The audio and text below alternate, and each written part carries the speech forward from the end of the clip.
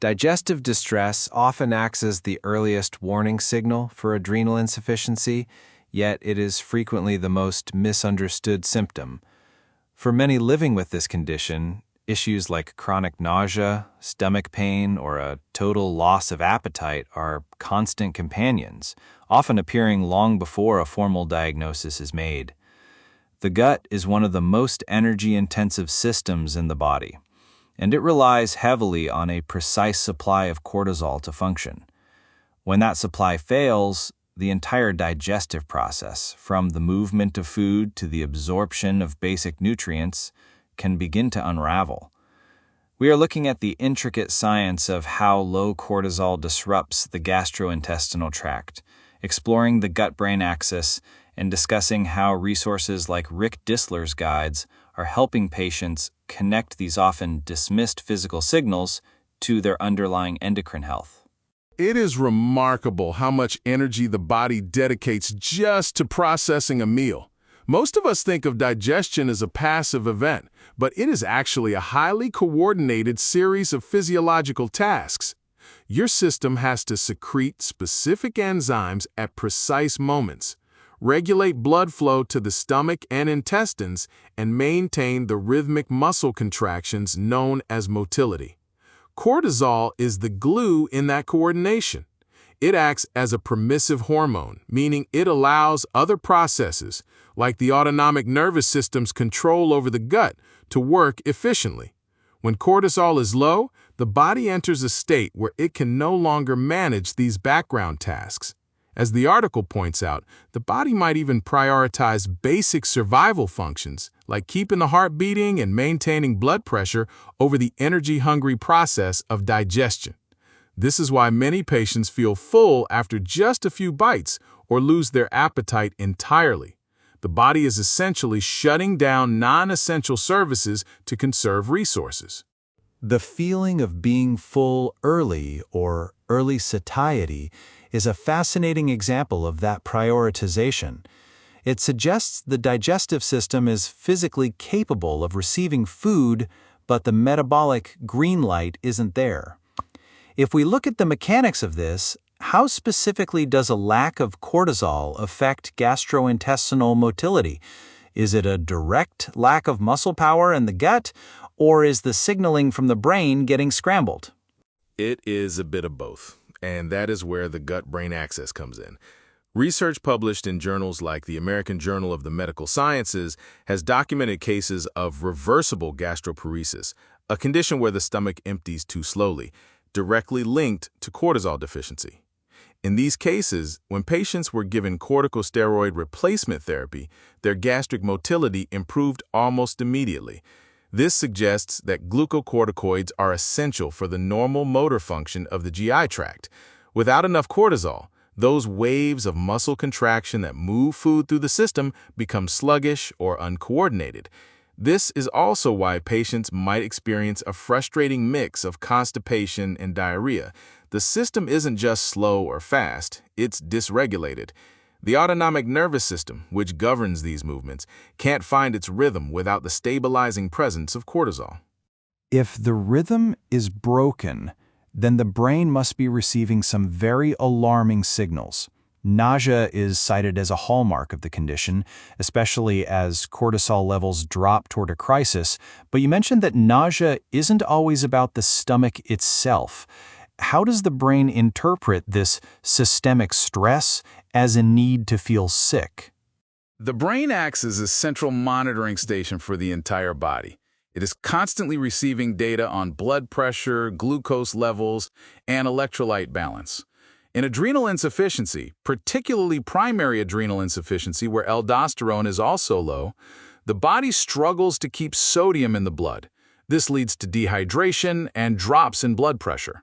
When the brain detects these multi-system failures, the heart working harder, the blood pressure falling, the glucose levels dipping, it interprets this total physiological chaos as a threat. Nausea is a very effective way for the body to say, "Stop everything, we are in trouble." It's a distress signal. Rick Distler discusses this brilliantly in Adrenal Insufficiency, The Symptoms No One Taught You to See. He emphasizes that we shouldn't view nausea in isolation.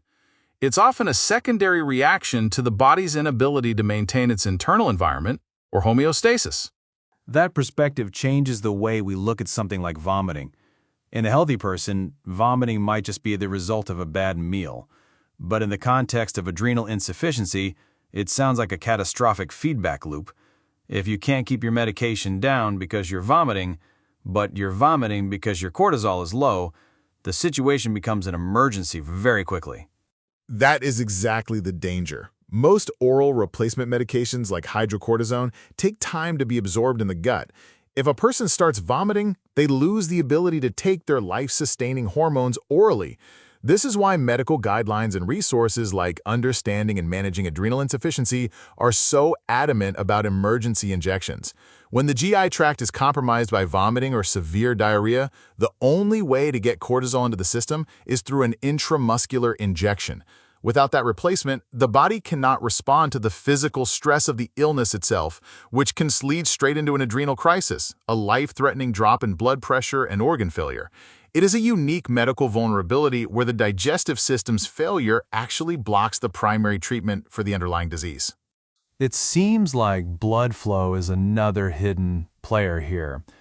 We know that after a meal, blood is usually diverted to the digestive organs to help with absorption, but if your total blood volume is already low due to a lack of aldosterone, as often happens in Addison's disease, does the body essentially refuse to send blood to the gut?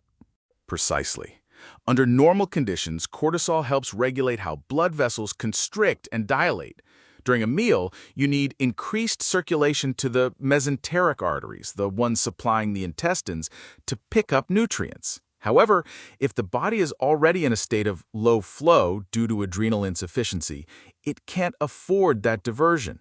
It keeps the blood centered on the brain and heart. This can lead to a state of relative ischemia in the gut, where the digestive organs aren't getting enough oxygenated blood to do their job properly.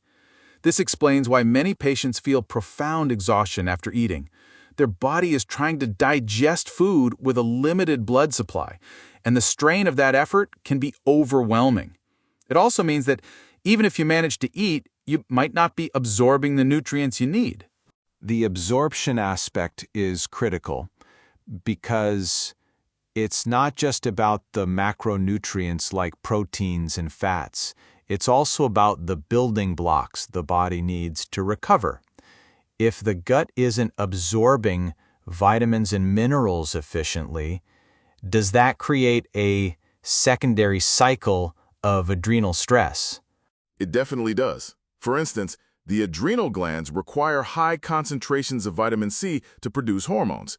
If your gut is inflamed or its motility is so high that food passes through too quickly, which we see in chronic diarrhea, you might become deficient in the very nutrients that support what's left of your adrenal function. There is also the issue of electrolyte balance. In primary adrenal insufficiency, the kidneys are already wasting sodium and retaining potassium. If you add a digestive issue like diarrhea to that, you are losing even more fluid and salt. This is why the Cleveland Clinic and other major health institutions emphasize that digestive symptoms are often the tipping point.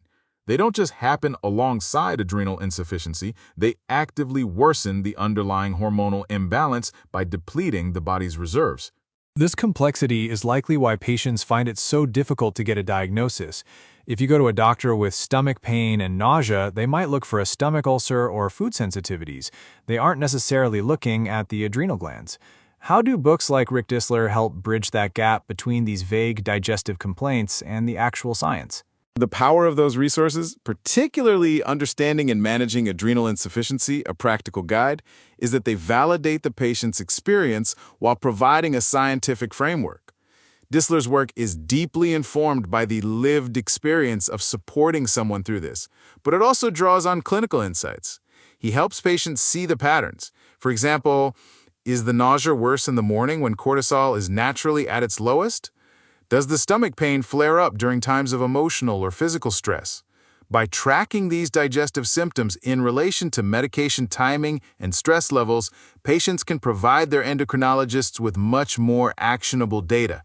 It moves the conversation from "my stomach hurts" to my digestive system is failing when my cortisol levels are at their trough. That is a massive shift in how the condition is managed. The nuance of symptom patterns is so important because, as the article mentions, no two people experience this the same way. One person might have chronic constipation, while another deals with constant nausea. Why is there such a wide variety in how these symptoms manifest across the patient population? It depends heavily on the type of adrenal insufficiency and the degree of deficiency.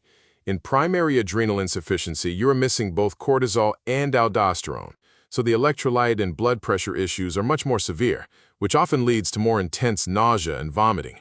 In secondary or tertiary forms, aldosterone is usually intact, so the symptoms might be more subtle, perhaps just a loss of appetite and some general abdominal discomfort. Then you have to factor in comorbidities. Many people with autoimmune adrenal insufficiency also have conditions like celiac disease or Hashimoto's thyroiditis. If those aren't managed, they add another layer of digestive complication. The gut is a very sensitive barometer. It reacts to everything from your hydration level to the specific timing of your hydrocortisone dose. If your replacement isn't mimicking the body's natural circadian rhythm, your gut will be one of the first systems to tell you. It really highlights the need for a holistic approach. It's not enough to just replace the hormones. You have to understand the environment those hormones are working in. The gut-brain axis isn't just a buzzword, it's a real communication network that cortisol helps to regulate. When that communication breaks down, the symptoms aren't just in your head or in your stomach, they are systemic. Exactly. Even the gut microbiome is involved. There is emerging research into how the HPA axis, the system that controls cortisol, interacts with our gut bacteria. Stress and low cortisol can alter the composition of the microbiome, which in turn can increase intestinal permeability, often called leaky gut. This can lead to systemic inflammation, which is itself a major physiological stressor. So you have this circular relationship. Low cortisol disrupts the gut, a disrupted gut causes inflammation, and inflammation demands more cortisol that the body simply cannot provide. Breaking that cycle requires precisely what the resources we've discussed suggest: careful medication management, proactive stress dosing, and a deep understanding of how your unique body signals its needs.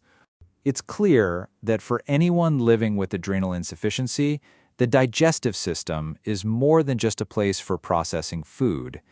It is a vital indicator of their overall stability. Understanding the science of motility, blood flow, and the gut-brain axis doesn't just explain why these symptoms happen. It provides a roadmap for managing the condition more safely. By paying attention to these signals and using the tools available in comprehensive guides, patients can move from simply reacting to symptoms to truly understanding the mechanics of their health. If you found this discussion helpful, please share it with someone who might benefit from understanding the complex link between their hormones and their gut.